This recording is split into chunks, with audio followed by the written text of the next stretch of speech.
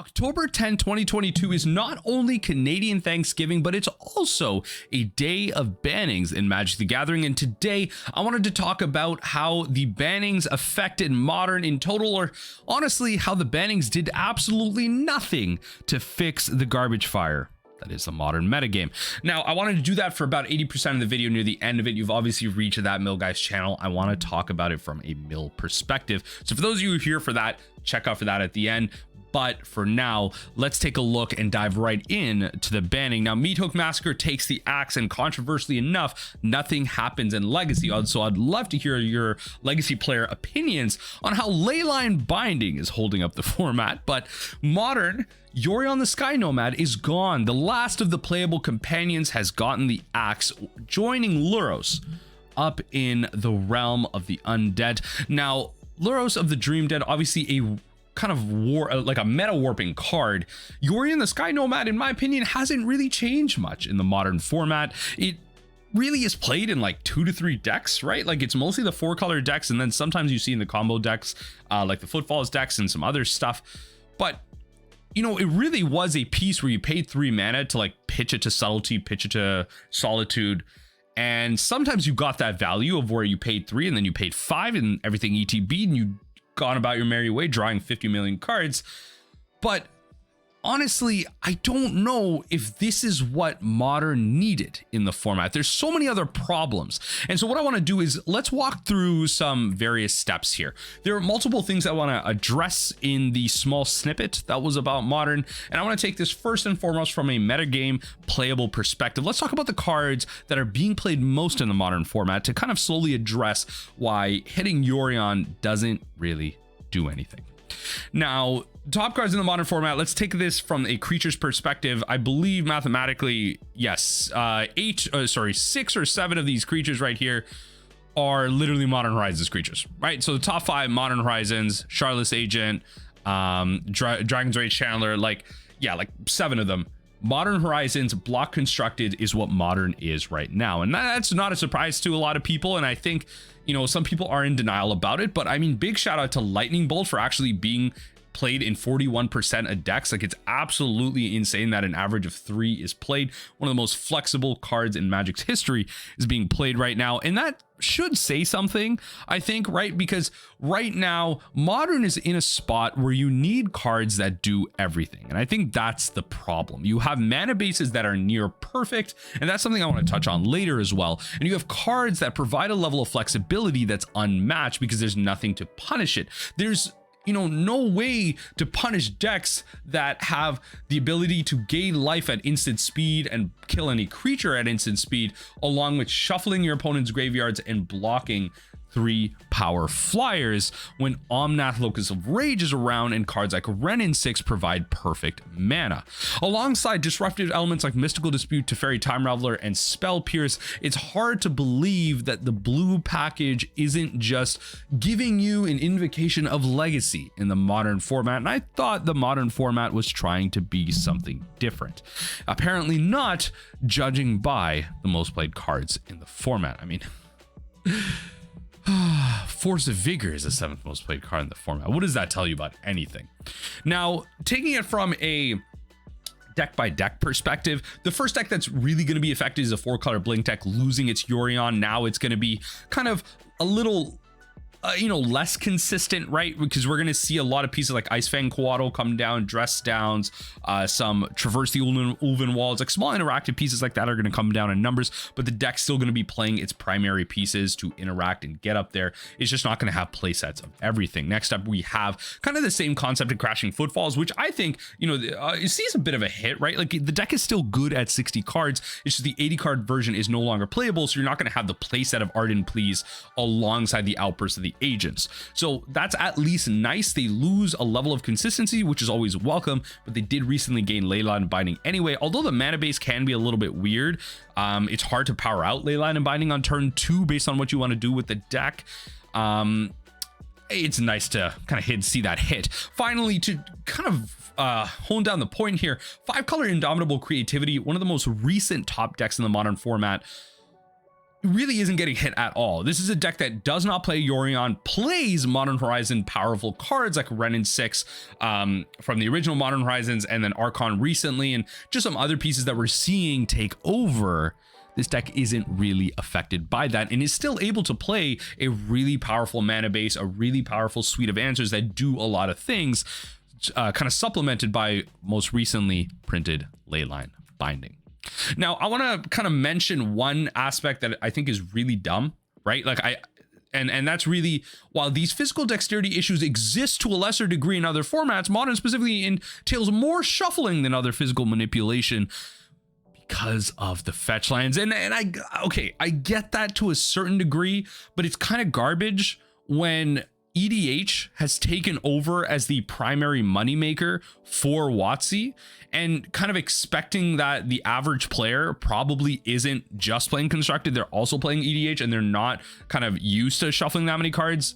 That's kind of dumb, but it's also, you know, I get that there is a tangible amount of time being taken in tournaments to shuffle these cards, so that can't be escaped with. But these are the type of players that are going to be used to something like this. A lot of people that are sleeving up decks like this have the money for it, have put in the time, they have double sleeve, triple sleeve, whatever it might be. They have the ability to manage this really well, and I think this is almost negligible in terms of the physical dexterity. So I don't think that's actually a good use of anyone's time. As you can see, like, I guess someone has to create one more shuffle pile, but I don't think beyond a slow play call this is really anything useful. The next thing I want to address here is I actually think it has some good points here, where a player experiences repeated triggers and kind of excessive or repetitive experiences in the kind of games played with Yorion the Sky Nomad. And, you know, just kind of from that perspective, think about a kind of more recent LGS experience or a kind of 60 player plus tournament, 100 player, 200 player, whatever it might be. You know, you're done early a little bit in rounds, you go grab a snack, you come back, it's still happening, time's going to rounds, going to turns. Who are the players at those tables taking that long? It's the control players, it's the Yorion players, it's the Omnath players with their millions of triggers and lack of win conditions. Because tell you what, when the Omnath players enter the battlefield against each other, when they go to battle, they're gaining the same amount of life, they're drawing the same amount of cards, they have the exact same answers to each other. It is just this consistent stalemate, and that's where that repetitive experience comes across, and those kind of extreme amount of triggers are being mentioned in that article. So I agree that taking Yorion out reduces some of the options, right? So you don't have that 3 mana ability to put in your hand and have an answer with Solitude. You're just going to be blank. You don't have Yorion coming in, bouncing your Omnats and all your enchantments and drawing a bunch of cards. So that is a legitimate thing to consider, and I think that actually helps the modern play experience. So I will agree with that. But as I mentioned in the deck side of things, it doesn't really change the actual metagame itself. It just changed a little bit of dexterity and a little bit of playtime. So you're improving the actual quality of the game, not the quality of the kind of format, which I thought the whole point of banning was. Now, the last thing I want to mention is obviously, you know, shout out to Splinterbin for a fantastically worded tweet here, addressing some of the more recent things that have happened with Magic cosplay and earnings from it. Today's bans means that modern players building a new deck will be saving an average of $200 on Joan Fabric gift cards. Now, again, a fantastically worded tweet addressing the fact that yes, the average price of some modern decks will be going down. So the 4-color decks will be slightly more affordable with less play sets, and the kind of combo decks are going to be a little less optimal to be playing more than 60 cards of. So it's going to be a little bit more affordable to play that with less fetch lands in the decks, less shocks for you to buy, less copies, less play sets of things. So you can do more with your flex slots, and anything that reduces the cost of modern by a little bit, I'm behind. But again, it's not like people can afford these decks anyway. These decks are still going to be thousands of dollars. They're going to be upwards of $800, $900. It's not really an affordable deck. And it's kind of getting on to the point of legacy decks where, you know, they're a couple $1,000s, but, you know, we were getting to that point with modern. The last thing I want to really kind of bring about is, with all that in mind, what has changed in terms of metagame quality? Have we, by getting out Yorion, have we addressed anything? Absolutely not. And that comes down to Renin 6. So I've talked about how, you know, some decks are affected, some aren't. We have the dexterity issues, we have the money issues, but nothing really mentions the gameplay that we're experiencing in Modern, the repetitiveness of Modern, where Modern is a format now of perfection. Cards that do everything, cards that are niche and do only certain things have no longer a place in this format, and it's because of cards like Wrenn and 6 providing perfect mana bases and perfect answers to anything, answering X1s, returning lands for consistency, and then providing a late game in itself. It can protect itself, it gives you value, and gives you a win condition. Like, this is literally the most busted card in the format right now, and that is why it's banned in Legacy, and no one seems to see it in Modern because we just don't have the same type of engines to protect it. We have all these proactive answers that are hidden in the elementals, and that's what's in people's minds. But Yorion isn't the consistency that these decks were looking for. Obviously, you played 80 cards and your decks was more consistent, but that had a cost to it, right? Like, you were less likely to draw those, so you had to play redundant pieces, but Wrenn and 6 was the piece for that. You see 4 to 5 color decks because Wrenn and 6 can support the mana base. A resolved Wrenn and 6 on turn 2 is one of the most unbeatable things in the Modern format right now, and I don't think because of this, Yorion is actually the answer. We are definitely looking at the wrong place. Finally, that's going to be it for my Modern section. Let me know what you think in the comment section down below. If you think Yorion is actually the answer, or if you agree with me that honestly Wrenn and 6 should be banned and Yorion is just like a cover over our eyes in terms of what should be done. Now, from a mill perspective, I don't think this changed anything. Take a look at this from the Modern metagame itself. This has changed nothing for us. Yorion being banned changes nothing. It doesn't matter if there's 80 cards in the deck, if there's 60 cards in the deck, I will always be able to mill you out in a vacuum. I have enough cards in my deck to mill you out at 60 as I do mill you out at 80. That doesn't matter. It is one more turn to me, but honestly, sometimes it's honestly the same amount of cards. Sometimes you do end up over milling your opponent based on how many cards they're drawing and how consistent their deck is by taking cards out of it through draws, through tutoring. You tend to get there anyway. So card by card, Murktide Region is still around. This is still going to be the most consistent deck in the format. It's going to be one of our hardest matchups, and I do not believe Mill has actually a legitimate consistent answer for this deck other than Ensnaring Bridge. You cannot convince me otherwise. Honestly, show me in the win game percentage. There is no way that you as a mill player can tell me that you have a positive win rate over the course of 100+ games against this deck. It is absolutely impossible, because then we would be at the top of the metagame. Ensnaring Bridge is the only answer to this deck, and the problem is the amount of counter spells that this deck is playing gives you a small window of opportunity to actually play a card like this. It's really hard to play proactive graveyard hate against a deck like this because you're card down and all of a sudden they're playing Expressive Iteration to get card above in terms of advantage against you. They have Spell Pierces, they have Counterspell, they have Archmage Storm to steal your crabs in the worst case scenario, and that's never good. At the end of the day, Yorion was not in Murktide Region. It's still around, and nothing changes there. Next up, Endurance is still in this format. Sure, Yorion is banned, and we'll take it. I will give it to you. It is a step forward, but again, decks going from 80 to 60 do nothing. Okay, I was always able to beat those higher kind of deck count.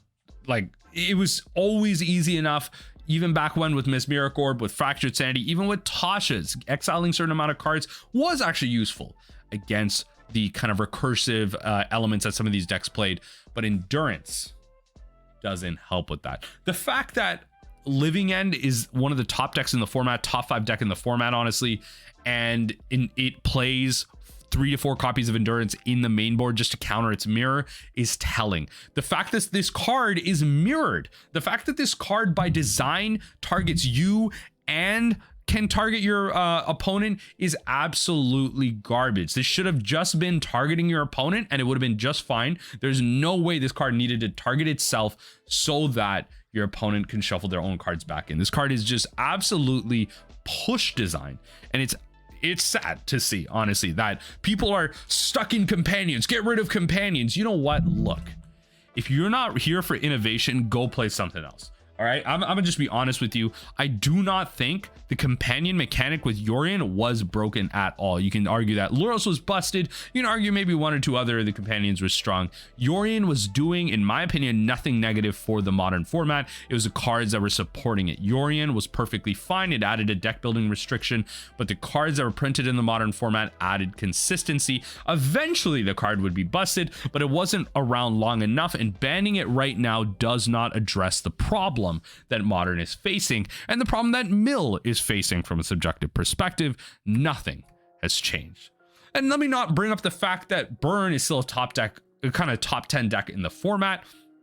Lightning Bolt being played in 41% of decks at an average of 3.1 per deck should be an absolute nightmare for you. That means no matter how many times you kill a creature, you block, you create a random kind of string of things that give you favor in combat, you are always on average going to be down by 9 life. There are going to be 3 lightning bolts that are probably going to be hitting you in the face. You are almost always, even with the fetch shock or 2 added in there, you're going to be down by 9 to 12 life on average in every game, with lightning bolt being everywhere. Pitching to Fury, it kills your crabs, creating a blocker, attacker with double strike, and lets everything kind of swing through. Lightning Bolt provides a level of aggression that beats your Ashioks as well, beats you through bridge, whatever it might be, and it's hard enough to even keep life gain against half of these decks that are playing Lightning Bolt. Do you want to keep Crypt Incursion in against a 4-color Omnath deck? Maybe if it's an Elementals build, because then it's creature heavy, but if it's an 80-card 4-color deck, good luck keeping Crypt Incursion in that. There's no way you convince me that's actually something worth keeping in most scenarios. Finally, Tasha's Hideous Laughter. Okay, less cards, less things for it to clog up the 20 card count. But remember, being at 80 cards, being at 60 cards, mathematically things do not change that much. There's still going to be 4 Endurances, 3 to 4 Solitudes. There's still going to be 4 Omnats, 2 Ren and 6s, all this stuff. Cards that have an more than a 2 to 3 CMC average cost in the deck, raising the average mana cost for you to get there with Tasha's Hideous Laughter. It's still just as bad, and with the kind of breaks in between all the BNRs, it's hard to see if anything will change soon. And honestly, to me, Tasha's Hideous Laughter just gets worse and worse every time.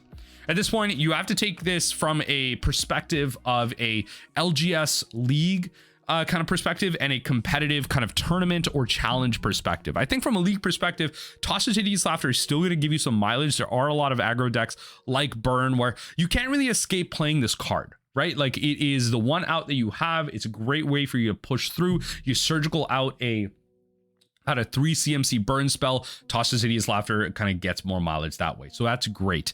But from a competitive perspective, how many times are you going to be playing against Burn? How many times are you actually just going to be playing against Creativity, 4-color, or kind of Crashing Footfalls, whatever it might be? How many times are you going to play against that where Tasha's is actually bad, right? There's still problems with this kind of format for us right now. Endurance is still running rampant, and as I mentioned, Murktide is still everywhere. Nothing has changed. Mill is just as bad as it always was. I praise everyone that's been doing good in the leagues. That's what I mean. At an LGS perspective, a league perspective, things are random enough where you can get your 3-2s, your 4-1s, and your 5-0s if you play enough leagues. That's fine. Mathematically, that is possible. But from a challenge and a competitive perspective, I have to think about that as well. Mill is just as bad, if not worse, than what it was before, with people honing in on their 60 card constructed lists. Now I'm going to end it off there. Let me know what you think about that. You know, if you stuck around from the modern side of things, let me know if I've added anything from this Mill side of things. And for all you Mill players that stuck around, let me know if you think I'm speaking some hocus pocus here, some rubbish. And if you think that maybe banning Yorion is actually much better than I'm kind of giving it up to be here. If I'm missing something in this, let me know. And I'd also like to kind of hear your thoughts on, you know, the pace of aggro decks in standard, and also how nothing changed in legacy. I know there's a couple of you legacy players out there that do follow me, and I'd love to hear your opinions. I think it's absolutely hilarious that nothing changed in that format. Wizards. But anyway, thanks everyone for hanging out. I'm happy to be back with some videos, and thanks everyone for tuning in and giving me a bit of a pause while I move into a new place, get married, and do all this adult stuff. That Mill guy is growing up, and Shaf is enjoying himself, so thank you for all the patience.